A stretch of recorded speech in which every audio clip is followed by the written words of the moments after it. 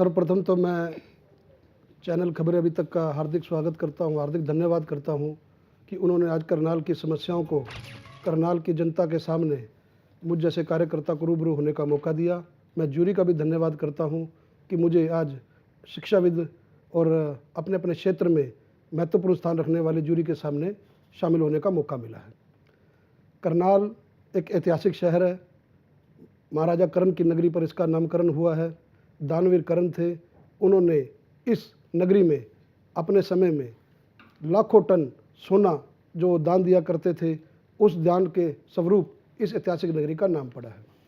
आज बड़े दुर्भाग्य से कहना पड़ता है कि पिछले कुछ सालों से, लगभग 10 सालों से हमारे यहाँ से जो वर्तमान विधायक हैं, उनके कार्यों से कोई विकास नहीं हुआ है। विकास नाम का एक भी ईंट का पत्थर नहीं लगा है। और मैं अपने तरफ से, अपने विज़न से जनता के बीच में 24 घंटे रहने वाला व्यक्ति हूँ। जनता के बीच में रहने वाले व्यक्ति होने के नाते बीच बाजार में कमेटी चौक करनाल का एक मशहूर स्थान है, वहाँ पर मेरा कार्यालय है और जनता को मैं आसानी से उपलब्ध हूँ और जनता की हर समस्याओं के लिए 24 घंटे उपलब्ध हूँ। इसलिए मैं जनता से चाहता हूँ कि जनता अपना विधायक, जनता अपना जनप्रतिनिधि ऐसा चुने जो इजीली उसको अवेलेबल हो, उनकी समस्याओं को ध्यान कर सके। करनाल आज बहुत सी मूलभूत सुविधाओं से महरूम है, जैसा कि मेडिकल के क्षेत्र में किसी भी प्रकार का वहाँ पे अच्छा हॉस्पिटल नहीं है। दूसरा, शिक्षा के क्षेत्र में कोई बड़ी यूनिवर्सिटी नहीं है। जीटी रोड NH1 पे होने के बावजूद जो फ्लाईओवर हैं वो अभी तक उनका काम पूरा नहीं हो रहा है। नित्य नए रोज़ एक्सीडेंट होते हैं, लाखों कीमती जानें वहाँ उस वजह से जा रही हैं। लेकिन सरकार का और वर्तमान विधायक का और वर्तमान सांसद का उस तरफ कोई ध्यान नहीं है। तो मैं चाहूँगा कि जनता अब ऐसे आगे आने वाले टाइम में प्रतिनिधियों को मत चुने और हम जैसे कर्मठ कार्यकर्ताओं को जरूर चुने जो जनता के बीच में 24 घंटे उनकी सेवा करने को तत्पर हैं। दूसरा, करनाल के अंदर कोई भी प्रोजेक्ट वर्तमान सरकार ने नहीं लगाया। सारे विकास कार्य जो रोहतक की तरफ हुए वो करनाल उनसे महरूम रहा। तो मैं आने पर वे जनता को, करनाल की जनता को विश्वास दिलाता हूँ कि मैं जनता के बीच में रहकर जनता के हकों की लड़ाई पूर्ण रूप से लड़ता रहूँगा। धन्यवाद बहुत बहुत।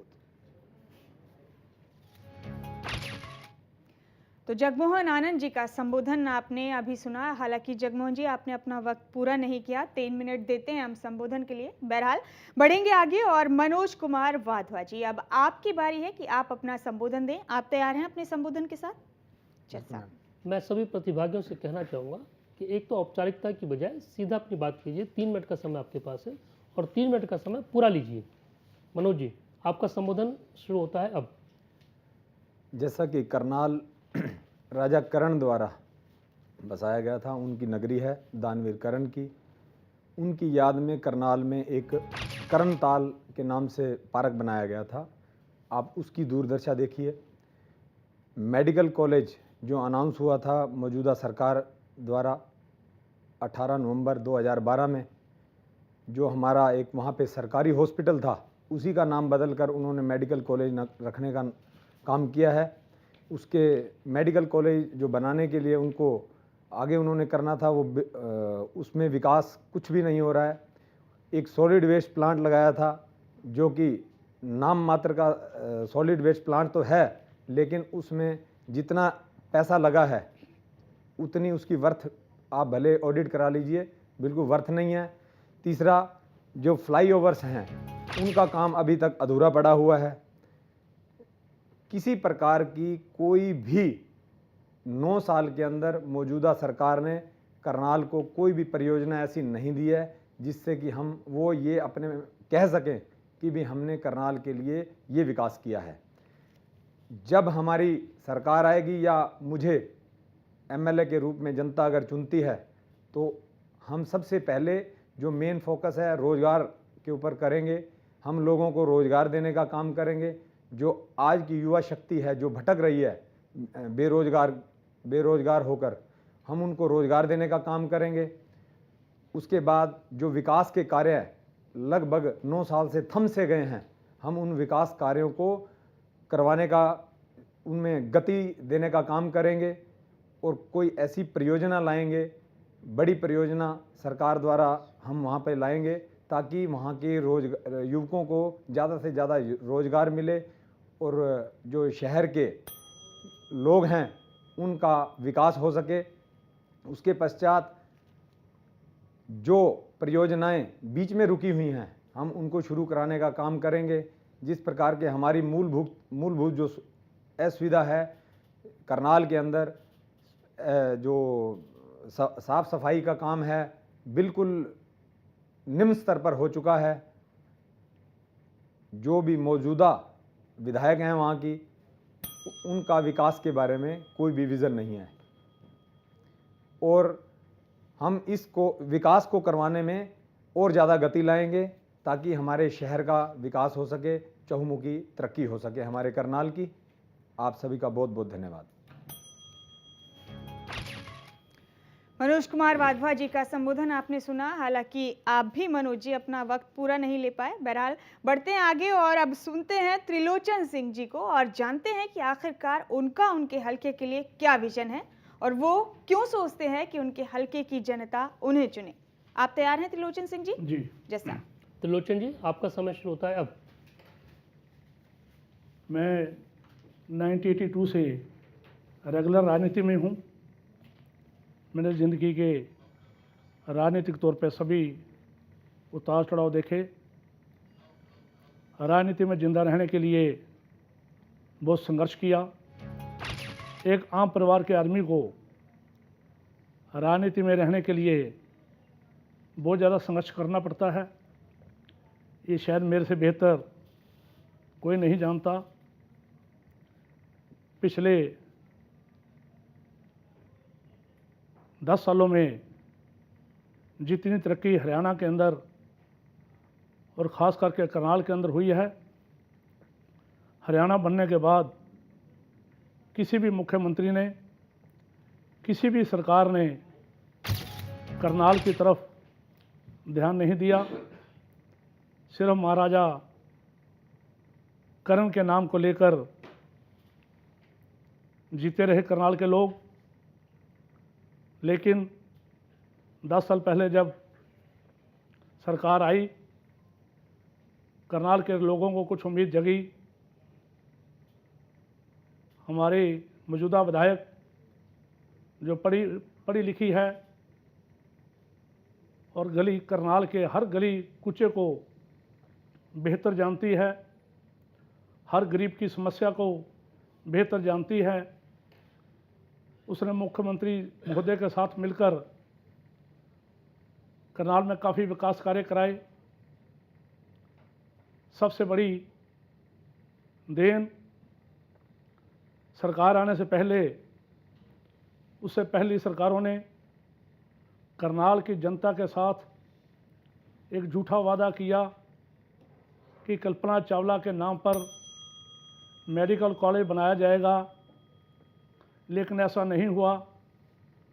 तो मैंने वह विधायक करनाल ने कल्पना चावला यादगार समिति बनाकर इस संघर्ष शुरू किया। हमने रेल रोको आंदोलन किया। उसके दौरान लाठीचार्ज के दौरान हमारे को पुलिस अरेस्ट करके ले गई। काफ़ी साथी हमारे साथ थे। जब सरकार बनी तो मेडिकल कॉलेज की शुरुआत अंतरिक्ष परी कल्पना चावला के नाम पर इसी सरकार के दौरान हुई। अभी कुछ दिन पहले जो हमारे करनाल में एयरपोर्ट है, उसको भी इंटरनेशनल एयरपोर्ट बनाने की कवायद जारी हुई, जो सिर्फ इसी सरकार के समय में त्रिलोचन हुई। जी, आपका समय ही समाप्त होता है।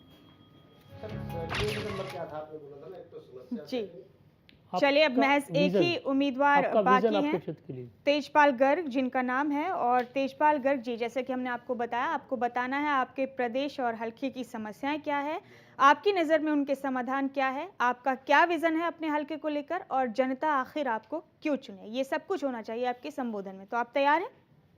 जैसा तेजपाल जी, आपका समय शुरू होता है अब। देखिए, मेरा हलका जो है करनाल हाईवे के ऊपर है और आज मेरा हलका इतनी बुरी हालत से गुजर रहा है कि मूलभूत जन सुविधाएँ जनता को, जैसे गरीब आदमी राशन कार्ड, पेंशन, गुलाबी कार्ड, पीला कार्ड, बिजली है, पानी है, कानून व्यवस्था है, स्वास्थ्य संबंधी है, एजुकेशन, शिक्षा, रोजगार और व्यापार, हर क्षेत्र में मेरा हल्का आज पिछड़ा हुआ है। गरीब आदमी का राशन कार्ड नहीं बनता, उसकी पेंशन नहीं लगती। क्यों? क्योंकि विधायक ध्यान नहीं देता।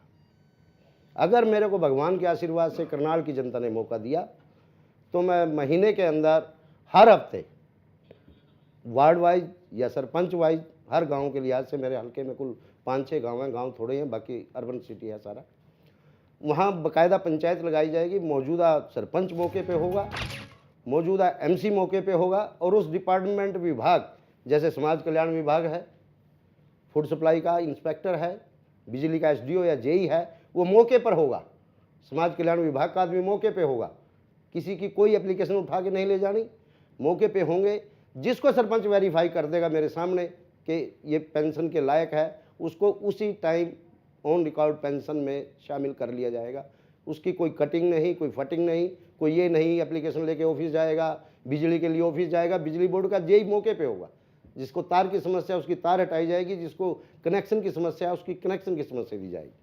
रही बात स्वास्थ्य की, देखिए मेरा हल्का स्वास्थ्य के मामले में एक अंग्रेजों के टाइम में हमारा सिविल हॉस्पिटल हुआ करता था, उसको थोड़ा सा अपग्रेड करने की कोशिश की जा रही है। अगर मेरे को विधायक बनाना पड़ा, करनाल की जनता ने बनाया, मुझे चाहे सीएम के पैर पकड़ने पड़ो, मैं करनाल के हॉस्पिटल का विस्तार कल्पना चावला मेडिकल कॉलेज, जो एक्चुअल में मेडिकल कॉलेज होना चाहिए, उस विस्तार तक लेके जाऊंगा। शिक्षा, जितने भी सरकारी स्कूल है, जो आम धारणा ये बनी हुई है कि सरकारी स्कूल में नहीं जाता, मैं जितने भी सरकारी स्कूल हैं, चाहे मुझे मुख्यमंत्री से जो मर्जी करवाना पड़े, उनको प्राइवेट स्कूलों के लेवल की सुविधाएं देके लोगों के मन में से ये निकाल देंगे सरकारी स्कूल में पढ़ाई नहीं होती। बाकायदा चाहे मुझे हर हफ्ते हर महीने सरकारी हॉस्पिटल में चाहे सरकारी स्कूलों में राउंड लेना पड़े। और जब विधायक इतना सजा होगा, रहेगी व्यापार की बात। मैं अगर मेरे को भगवान ने मौका दिया और करनाल की जनता ने मौका दिया, तो किसी भी व्यापारी का जो रेड लाइट और ब्लू लाइट का टेरर है, वो किसी अधिकारी की हिम्मत नहीं होगी कि मेरे व्यापारी भाई को जाके हाथ लगा दे या उसको उंगली लगा दे या उसका बगैर किसी कारण उसका रिकॉर्ड जब्त कर ले। और ये समस्या है। एक हमारे हाईवे की समस्या, हाईवे का केस सुप्रीम कोर्ट में है। जब भी वो केस विड्रॉ होगा, हमारी पूरी ये कोशिश होगी कि लोगों को सड़क है। तेजपाल जी, आपका समय ही समाप्त होता है। जी, तो करनाल हल्के के टॉप 4 उम्मीदवारों के संबोधन आपने अभी सुने। कोई अपने संबोधन का वक्त पूरा नहीं ले पाया और किसी के लिए वक्त कम भी पड़ गया। बहरहाल अभी वक्त है एक छोटे से ब्रेक का। ब्रेक से लौटने पर इन टॉप 4 उम्मीदवारों को तैयार रहना होगा ज्यूरी के सवालों के जवाब देने के लिए सवाल जवाब राउंड में। एक छोटा सा ब्रेक, जल्द वापसी होगी इसी खास पेशकश के साथ।